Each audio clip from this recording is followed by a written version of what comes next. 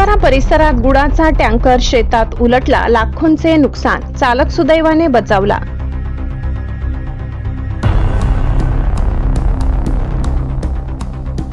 पानबारा परिसरात आज रात्री एक भीषण अपघात घडल्याची घटना समोर आली।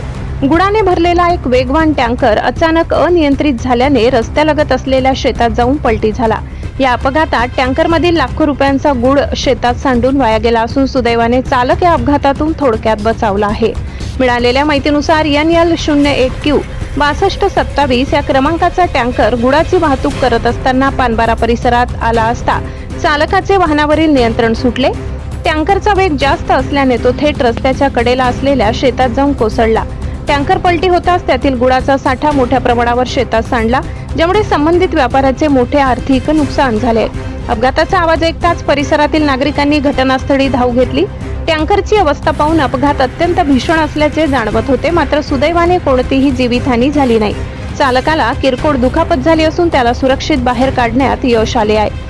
या घटनेनंतर परिसरात बघ्यांची मोठी गर्दी जमली होती। सध्या या अपघातामुळे शेतात सांडलेला गुळ आणि टँकर बाहेर काढण्याचे काम सुरू असून या घटनेमुळे परिसरात हळहळ व्यक्त केली जात आहे। ब्युरो रिपोर्ट, नवापूर गर्जना न्यूज चॅनल नेटवर्क।